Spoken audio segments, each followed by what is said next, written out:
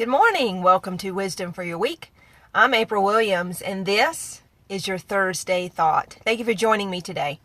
Your thought for today is you can reclaim your work culture from toxicity and negativity. You can be the change. We've been talking all week about toxic workplaces, toxic bosses. What can you do to replenish yourself? How you can deal with this. Today I want to talk about how you can be the change within an organization. And as I've mentioned before, you don't have to be the boss. You don't have to be the manager to be the person of influence in your workplace or wherever you are. So if you're noticing that burnout, discouragement, and lethargy are prevalent at your company or corporation, you may have a toxic culture. So what is a culture for a company? If you say, April, what are you talking about, a culture? Culture consists of norms of behavior and basic shared values that maintain those norms. So you have not just the behaviors, but the supporting structure for the beliefs and values that facilitate. So you have the behavior and the structure that holds it up, that supports it. So if you want to make a difference in your workplace, you have to blitz both the culture and with both the beliefs and the behavior. So you have to blitz both. You have to take on this negative culture, and you have to come at it with the behavior and the belief system that holds it up. So I found some really interesting tips in an article, How to Revive a Toxic Work Culture in 5 Steps by Katie London. It's a very good article. So she talks about coming at it from both, not just addressing the behavior, but why do you have this behavior? So here are some steps you can take to change a toxic work culture. Number 1, identify the problem behaviors. Each workplace is unique, so there's going to be different behaviors that are prevalent. So an example would be, is there a lot of gossiping? Poor communication? Is there favoritism? Is there little interaction between employees? Is there little interaction between employees and management? Excessive absenteeism or a dictator management technique. So you may have some of these types of behaviors within a workplace. So first you have to identify them. Number 2, you have to identify the underlying support network. What environment is fertile for this behavior?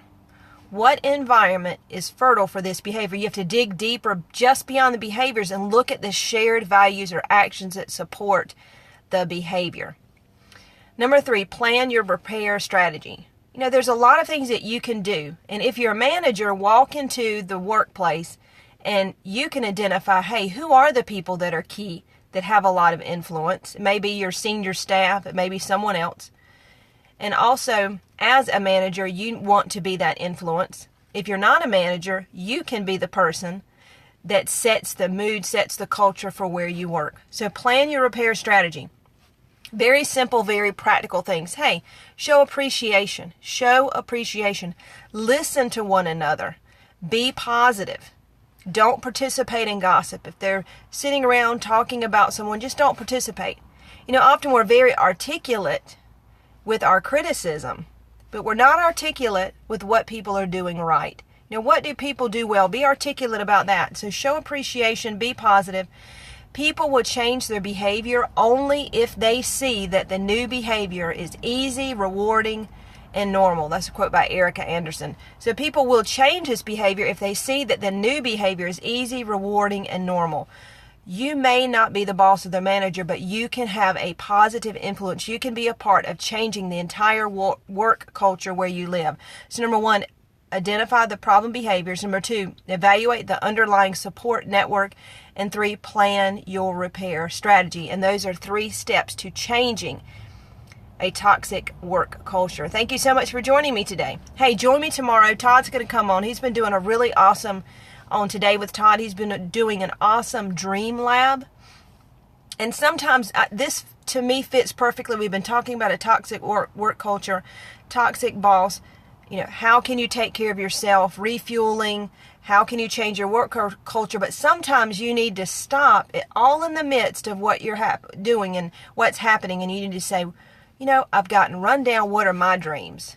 And we forget about our dreams sometimes. We forget to focus on our dreams. So he's going to come and give us some very key points about keeping your dream alive, finding your dream. So join me tomorrow on the Friday edition. It's going to be great. Also, like and share. You know, 5 people that need to hear this message, share it with a coworker. You can tag them in it. They may learn something really good about it. You can team up. You can have a team, a positive team at your workplace to change the culture. Might as well team up to change it for good, right? So also, you can email me at wisdomforyourweek@gmail.com and go to the website, Wisdom for Beyond, F-O-R, wisdomforbeyond.com. And you can mail me a letter, P.O. Box 1981, Lancaster, South Carolina, 29721.